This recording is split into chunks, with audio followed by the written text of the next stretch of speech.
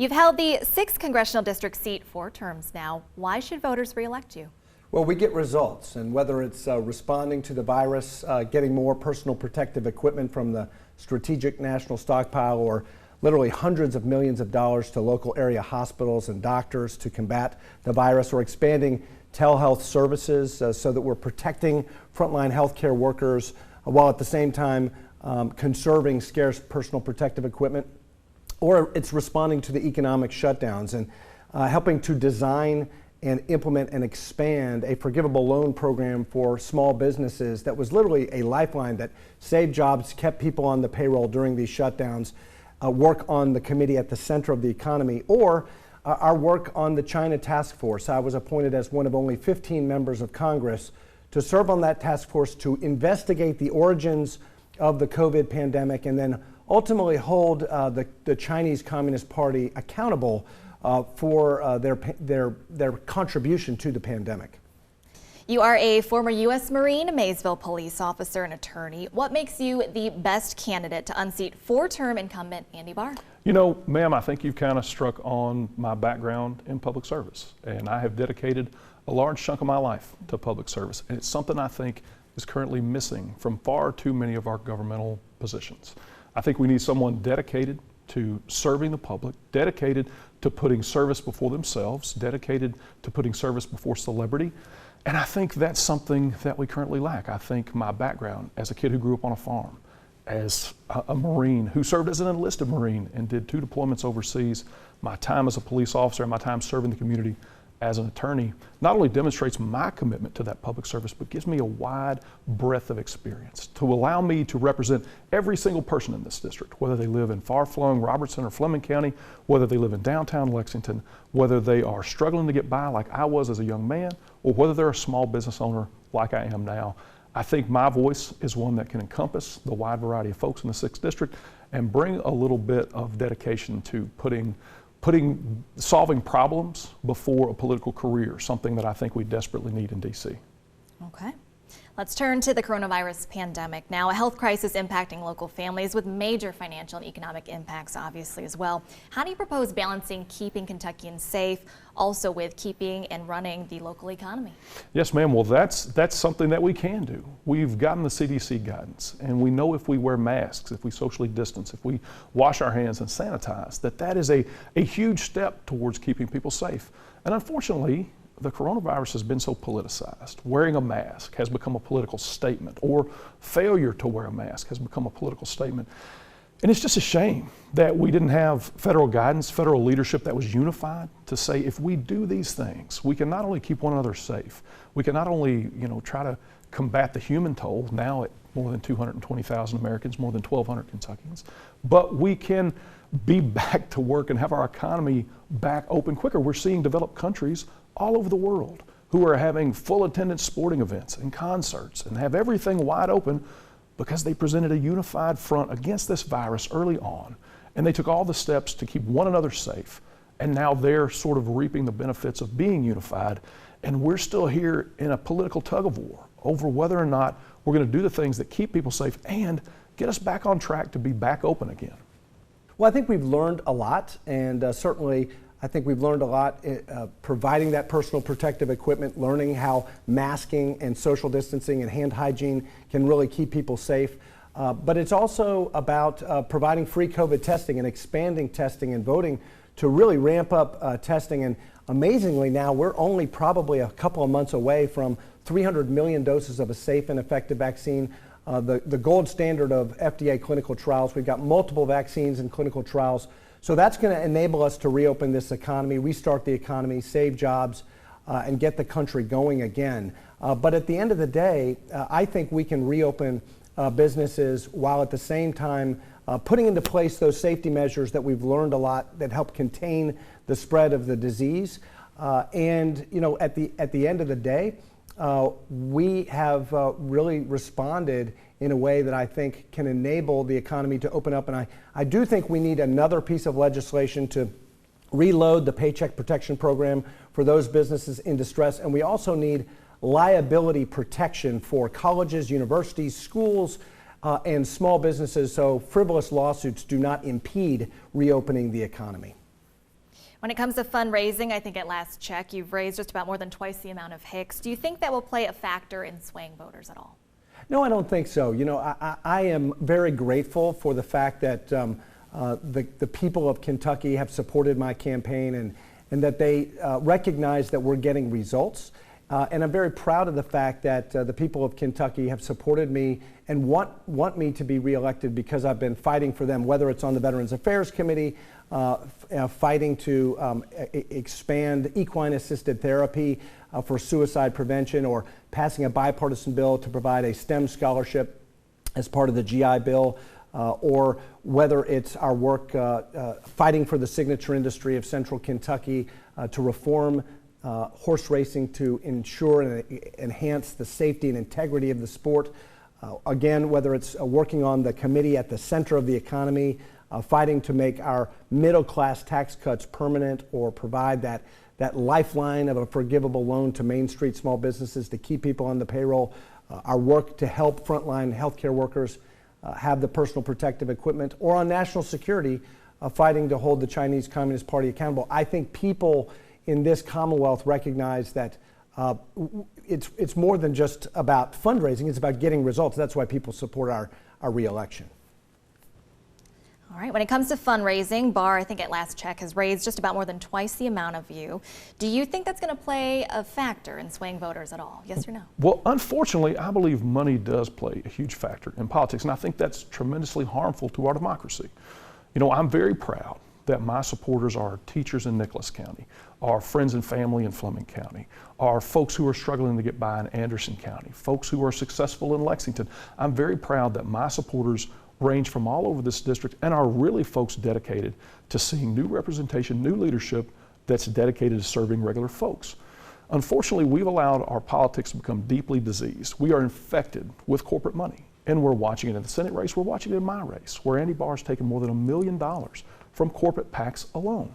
And I think we've got to get back to the idea that regular people and voters are the ones who deserve representation, and we can't let corporations, especially multinational corporations, influence our politics by buying politicians. I want to talk about law enforcement and safety. The FOP has given you its endorsement, of course. Talk about that balance between keeping the community safe and also policing. Well, you know, there's some dangerous proposals out there to defund law enforcement. I think if you really care about good community policing and getting rid of the bad apples, and they're very few, I think the vast majority of law enforcement officers are heroic, brave people of all races, of all backgrounds, and they put their lives on the line every day to protect and serve and keep our communities safe. But if we want to make sure that we hold law enforcement officers to the highest standard, we need to fund the police adequately to attract the best and brightest, to retain the best and brightest. You know, because of the defund police movement, because of allegations that the police are systemically racist, the morale is very low. We've lost 30 veteran police officers from the Lexington Police Department. We've seen a decline in veteran police officers around the country, the kind of police officers we need who understand community policing. So I think rather than defunding the police, we need to actually support policies that would provide more resources, more training, more body cameras. That's why I support a police reform bill that would increase funding for law enforcement by $1.75 billion and provide 500,000 body cameras. Also, I've been proud to help secure for local law enforcement in the 6th Congressional District various COPS grants and JAG burn grants from the Department of Justice to provide more personnel and training and equipment for law enforcement, and also secure 4 designations for Montgomery County, Powell County, Clark County, and Madison County, high-intensity drug trafficking area designations. That helps us bring federal law enforcement assistance to partner with local law enforcement to help interdict drug trafficking and keep these poisons like dangerous narcotics, fentanyl, methamphetamines, and heroin out of our communities. I want to talk about law enforcement and safety. You were a former police officer. Talk about that balance between keeping the community safe and also policing. Yes, ma'am. Well, I spent 5 years up in Maysville, and I was a police officer there. I had a number of jobs as a police officer, including helping to train new police officers when they were fresh out of the academy. And so I come at this from a perspective of having done the job, of having answered the backup calls, of having responded to homes where someone's in crisis, where something bad is happening. And I understand how difficult the job is. And I understand how underpaid a lot of our officers are. I went to work in Maysville and made $10 an hour when I started as a police officer. And so I'm very sensitive to the fact that where we have good police officers as public servants doing the right things in their communities, we should buoy them up. We should make sure that they're getting all the support we need. But we also have to recognize that where you have police officers that are not doing the right thing, that don't have that dedication to public service at heart, that are doing the things that we have unfortunately seen on camera, we have to be a voice to stop that as well, because that's what keeps our community safe. When you have a community that doesn't trust the police department and a police department that doesn't trust the community, you have a recipe for an unsafe community and less officer safety. I think getting back together on these issues, finding out how we can promote good police officers and good public servants and how we can make sure that folks that shouldn't be doing the job aren't doing the job, I think we get back together on this thing and we create a safer police force, a safer community, and I think it's going to benefit everybody. I want to get into the attack ads. Very heated so far from what I've seen. Your thoughts? You know, politics, again, have become not only infected with money, but we see folks rushing to put things like celebrity over service in being willing to tell a lie to try to drown out the truth. And unfortunately, that's further complicated by the amount of money that gets thrown around in these elections. We're going to see $11 billion in political spending in this election cycle. And that should concern every average, everyday working Kentuckian and American. Because when that kind of money starts being thrown around, your voice can get drowned out. And the on-the-ground problems that you have can be ignored in some rush to satisfy whoever it was that pumped that much money into your race, whether it was an industry, whether it was a corporation, or whether it was, an organization that doesn't have the best interests of Kentuckians at heart. And so money in politics in general is a big problem. The nasty rhetoric is disappointing. If I have served 8 terms in Congress, or 4 terms in Congress 8 years from now, and I can't come back and run on numerous accomplishments that Kentuckians, Central Kentuckians, and Eastern Kentuckians can see and feel and hear and experience on their daily life, I don't deserve to be in this position. If I have to come back 8 years from now and tell lies about somebody because I feel threatened, I feel my political career is threatened, then I wouldn't have held true to the values that caused me to get into this race in the first place. And so I just want to bring back some truthfulness, some integrity, some honesty, and some hard work back to politics and make sure that we're demanding that from candidates and representatives going forward. Well, look, I think it's legitimate to point out the differences between the candidates. Elections are about choices, and so I think the voters deserve to know where my opponent stands on various issues. But I'm also proud of the fact that during the course of this campaign, we've spent well over $1 million in touting our accomplishments as the representative of this district. Again, whether it's the work on the Financial Services Committee to deliver these forgivable loans, not as my opponent falsely claims are secret for donors, but instead actually 50,000 Kentucky Main Street small businesses have received these forgivable loans to keep their workers on the payroll. The loans are for their workers, they're for their employees, and maybe my opponent doesn't understand what the purpose of the program is, but that's what the purpose of the program is, and it's been very successful in keeping workers on the payroll so they wouldn't have to go to the unemployment lines. And then, the work that we've done in terms of delivering personal protective equipment, expanding telehealth services, providing free COVID testing for our constituents, the healthcare response, working to provide therapeutics, diagnostics, and a safe and effective vaccine. Those are accomplishments that we have communicated to the voters, which we think will earn us another term. Any final thoughts or maybe any campaign platforms that I didn't touch on that you'd like to hit on right now?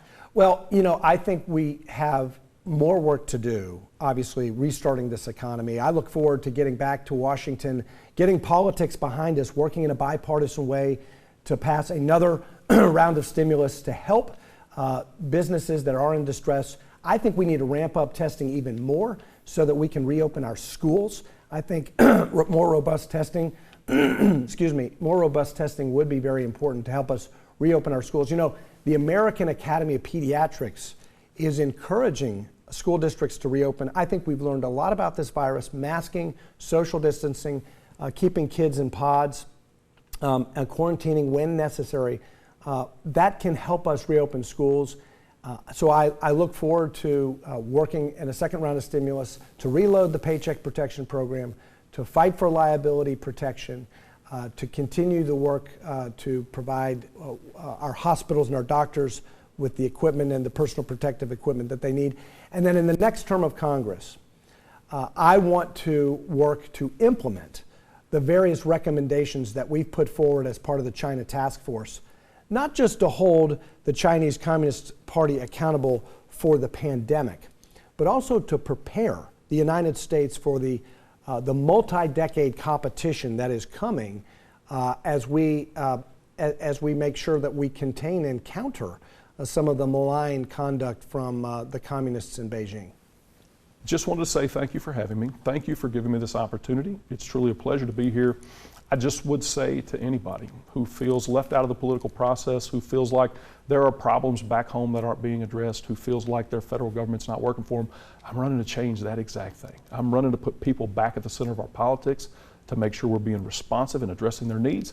And I look forward to serving as their next congressman in January 21.